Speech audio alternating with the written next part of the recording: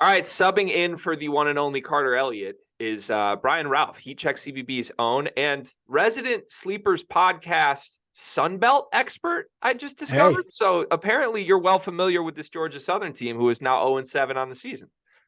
somewhat, yes. Covering them for the Almanac, I was very into the Sun Belt. I'm in the Sun Belt anyway. It's a very fun league. I had multiple coaches in that league tell me it's the toughest one bid league in the country, and I think Michigan State fans might agree after playing JMU that I don't disagree.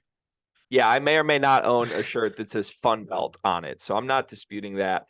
Yeah, by the way, if anyone's wondering where Carter Elliott is, he's not ducking based on his team's performance or anything like that. Trust me, he would want to be here to celebrate a 29-point victory, even if he might still have some frustrations that he's voiced to me via text. Carter's a little under the weather. We don't know when he's going to return to the show. Should be sometime later this week, but get well, big fella. In the meantime, we'll try and do your presence some honor tonight when we talk about your Spartans, who did pick up a big victory, big cover here. They were, 27.5-point favorites. They end up winning by 31 points here. Some drama in the pregame, though.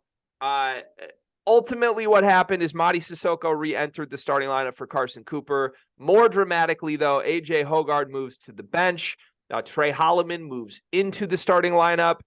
A lot of moving pieces. He could have put Jeremy Fears in if he wanted a point guard. Instead, he goes with the more veteran sophomore Holloman, who hit 5 threes a couple games ago. I don't know that it ultimately mattered, but Trey Holloman did record 10 assists tonight in 21 minutes. What did you make of these moves, Brian? What does this mean? Izzo's trying to find a spark, trying to find something to, I think, get his guys on the right path. And it's hard to argue he made the wrong decision. Again, given what Holloman produced with the 10 assists, the way the ball was moving with him on the court, which is something that Izzo has really wanted to see. And Hoggard played pretty well off the bench too. You know, there are concerns about what this may do after the fact and off the court, which remains to be seen. And Georgia Southern did not put up a huge fight, kind of as you would expect. But it's hard to argue with the results here. I think Izzo's looking for a spark and got it, I guess. I have the solution here because, man, the Michigan State backcourt's crowded, right? We knew that coming into the season. That's why a lot of people praise them as the best backcourt in the country, because you theoretically have 5 guys who can play anywhere. You're never wanting to take Tyson Walker off the floor. I would say you're rarely wanting to take Jaden Akins off the floor. Even if he's not playing well, you need his shooting so loudly that he just has to be on the floor in big games. That leaves 3 guys, 2 of whom are point guards, one of whom's a senior, one of whom's a true freshman, and then Trey Holloman, who's next to him. And I give Trey Holloman credit. I think he's played about what his ceiling possibly could be at this point in his career this season. And you can't say that for the other guards on this team. But he doesn't make a lot of sense on paper to me with the others. I'd rather see a true point guard. I know Holloman had 10 assists tonight. I don't think that's sustainable against real defenses, just like I don't think his 5 3-pointers in a game is sustainable against real defenses. What they need to do, Brian, here's a radical solution. They need to see if they could combine Fears, Hoggard, and Holloman into one player. That would solve everything. We don't need to cycle 5 guys in and out. We don't need a bench guy. Just have one point guard that you have to live and die with, and everything's better, right? This will never happen. Put Malik Hall at the 5 and run 4 guards and play fast. Izzo won't do that because that's just not how he knows basketball. And that's fine. You want to play a traditional big. I get it. But when you have this many guards and they're, you could say there's a true point guard. You could say there's not a true point guard. I think I'd listen to both arguments there. But you got to get these guys on the court, and the fit is the hard part, and the fit is harder when you are trying to play a big guy just because you need to play a traditional big guy. Yeah, exactly. I'm right there with you. If this was a video game, I'd love to try that with this roster and see what happens. It's not going to happen with Tom Izzo. The best we could hope for as fans would be Malik Hall and Cohen Carr, or Malik Hall and Xavier Booker. But if you heard Tom Izzo's comments in the postgame, that doesn't sound likely to happen. More on those in just a moment. So I was tipped off to this, as any of our regular listeners know. Carter and I have some okay to good sources within Michigan State walls that will occasionally give us some intel. And tonight we were tipped off about an hour before tip that Mady Sissoko would re-enter the starting lineup. we heard this from multiple sources. I'm not singling anybody out. I'm not going to name them, but like we did some fact checking before we would like do anything about it. The same people we talked to that confirmed that Mady was going to start tonight also hinted that there were some behind the scenes issues going on with AJ Hoggard. They were not as pointed to say he's coming off the bench. They did not expect that when asked about it, but there were some rumblings of, hey, there was something that happened at practice. The staff's not happy. There was a meeting with AJ. It didn't go well. The resolution was not where people wanted it to be. Knowing that coming into this game, I still expected he would start this game. Ultimately, he didn't. I thought, quite frankly, AJ was really bad at the start of this game. I thought he looked like a guy who's pretty broken, a guy who's clearly upset, and just not the player we've seen. Like he has been a guy who's dominated games, and at least on his bad games, even in his career, he's been loud and active and involved. And it's really jarring to watch the current version of AJ Hoggard because it's just not the guy they had last year. Do you think this is a good thing for Michigan State, given how AJ's been this season, or do they need to ride it out with him and figure it out to reach their ceiling? We will find out because it's based on his reaction. And Tom Izzo has done this before where he will do a move, and typically coaches control playing time. So this is what they use as their leverage to get a reaction and to see how somebody responds and, work on their toughness and test their toughness and see what's going on there. I think Izzo wants to get out of this, that Hoggard will show a little bit more enthusiasm, get back into being a more somebody who is not as upset, be more involved with the team, be the guy that, the team player that Izzo would want him to be, that he is not being currently. So it seems whatever those issues are. If that happens, that's going to bode well for Michigan State down the road, because when you get an AJ Hoggard who is rebought in to the team, rebought into the program, rebought into whatever his role is going to be moving forward, and that is the first step in getting the most out of him and getting him to play up to the potential that we have seen him flash on certain occasions. I don't think that will be him off the bench. I don't see him really buying into that. But if you could buy him into playing a little bit fewer minutes or a different role based on the logjam and the guards we just talked about, I think that is fine. The counter to that, though, is that this goes negative and his negative headspace continues a downward spiral, and it maybe sinks Michigan State, lessens their ceiling. Maybe he enters a transfer portal in December. Who knows how to, there are two, I think, vastly different outcomes here, and it's all going to depend on how Hoggard responds, I think, in the next week or so. Really, we'll kind of know how this is going to go. So it'll be an interesting time to watch for sure.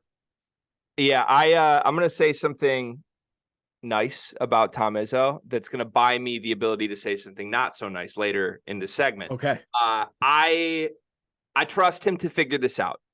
Yep. I think this is a very complicated situation. I think AJ is a very complicated individual based on all things that we know. He is also undoubtedly a critical element to this team reaching their ceiling in March. And I know that Tom and AJ have not often seen eye to eye. The moments they have, it's been brilliant. And I'm just going to give him the benefit of the doubt. If this were me, I don't think I would play this game, because here's my frustration with the whole in and off the bench thing. I thought when they benched Mady Sissoko, Carson Cooper was pretty good as the starting center on this team, and Mady looked much better off the bench. There's no reason you can give me that should change again. And after a week and a half, it changed. So to me, this is kind of it's a good idea. Let's motivate AJ. Let's see him perform off the bench and light a fire, right? All this did was get 10 assists out of Trey Holloman and 10 rebounds out of Jeremy Fears. I thought those guys were better in the minutes on the floor tonight than AJ Hoggard. So you're going to have another situation that's just like Carson Cooper, Mady Sissoko again, where a week from now, Tom Izzo's going to have to decide, is he riding with his guy again, who he benched for motivation, or is he going to play the guys who are emerging and actually playing better? Counter to that, though, I think that's what Izzo wants, because Hoggard had to sit there and watch those guys tear it up. He saw that they didn't necessarily need him to be a star. There were other guys who could handle things right now. again, it could go one of two ways. Izzo is hoping he sees that and is like, we don't necessarily need you. We need you to contribute, right? Whereas Hogarth could also take that as, all right, I'm not getting back in here. I'm out. Yeah, I think you're spot on. I think that's correct. I just like when summarizing the big picture for this team, I think we get caught up so much in the weeds of the moments of how Tom Izzo coaches this team day to day, because there's always a storyline. There's always a comment. There's always something that's not going right. And the reality is when we get to March, nothing's going to decide where this team goes other than AJ Hogarth and Mady Sissoko. Like, and that sounds crazy. But like Tyson Walker's going to be fine. He's great. I'm not worried about his shot. Jaden Akins is who he is. He's got to start making the shots, but he's fine. Malik Hall's productive, even if he has some limitations. The two swing pieces on this team are what version of AJ Hogarth show up today and who has Tom Izzo decided to start at center. And I just believe like when the moment is there and it matters most, no matter how bad AJ and Mady are playing, those are going to be the guys Tom Izzo dies for because he's been riding or dying for them for years already. And like we can do the song and dance of, ooh, how good was Trey Holloman tonight? Ooh, how good is Jerry? Like, let's skip to March and just decide if these guys are going to show up or not. And maybe this is a motivational ploy that will get us there. Now I've bought myself time to say something negative. I hated what Tom Izzo did post game, and I often hate things Tom Izzo says. It is what it is.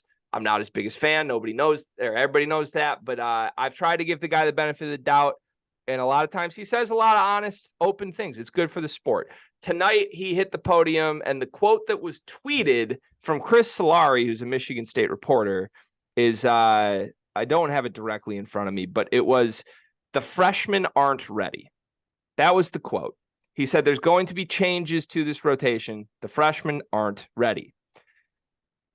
I have a major problem with that, if that's the quote. Now, what's been told to me privately is that's not what he said. So go at the people that are misquoting Tom Izzo, not me. I'm just going off what Michigan State reporters are saying. If Tom Izzo hit the podium tonight and said the freshmen aren't ready, I despise that because Jeremy Fears is ready at a position of need play right now. And if you're Tom Izzo and you want to make this point about Xavier Booker, you've never hid from things in the past. Just say Xavier Booker's not ready. Like, because is Cohen Carr also not ready? Cohen Carr's been productive in moments this year, right? He has. And I think you hear that and you automatically assume, okay, well, that has to exclude Fierce. He's definitely talking about Booker because for some reason, and he's been asked about this after every game, between every game, there's just something about Booker where he doesn't think he's ready, doesn't think he's strong enough, tough enough to handle the physicality of being a big guy in the Big Ten or just in the big games that they play. There's something there he doesn't like. So again, like you said, I'm okay if you say Booker's not going to play because we kind of understand that reading between the lines. Cohen Carr should play, should have, bench role kind of like he has been. But you need the upside. He has swung a couple of games in Michigan State's favor and generated a lot of positive momentum in spots he needs to play. So like if that goes to Carr as well, something else is going on there behind the scenes if Carr is included. Because just from an encore perspective, Fears needs to play. Carr should play. I think Booker should play too, but I understand at least Izzo's rationale for not, even though I may disagree with it. Just point out Booker. Just say it's Booker. And we know Booker's not going to play. But I think that's a mistake. I continue to think that's a mistake. This was the perfect game to like get him acclimated and get him up to speed, to get him some live reps in a game that you're going to win handily anyway. Because Georgia Southern has not won a game this season. So first-year head coach is implementing a new system with a depleted roster from where it was even last season when Georgia Southern was not that great either. This was the time to bring in this talented guy that you recruited and wanted and give him some minutes. He's not going to learn by sitting on the bench. You can do things in practice, but you got to get some live bullets at some point. So the fact that he played 12 minutes in this game, like, I think this is essentially a redshirt year. And I don't know why, but I think you just call it what it is. Yeah, there's some very one-for-one similarities here between Xavier Booker this year and Khalil Ware last year at Oregon. And these were guys who were compared coming off of the recruiting trail. both because they were uber talented off highlight reel stuff, and also there were huge motor questions with these guys. And ultimately, Khalil Ware had some massive non-conference games last year and then fell largely out of the rotation. Xavier Booker hasn't even had the loud non-conference games this year, right? He just hasn't been given the chance. Now, that's not me saying I think he deserves much more. I've been adamant I would play him 5 minutes a game no matter what, but I was wildly unimpressed with what I saw from Xavier Booker tonight. He played 5 minutes in the first half. I thought he was out of position. I thought he got dunked on. I thought he missed a bunch of threes that were in quick succession.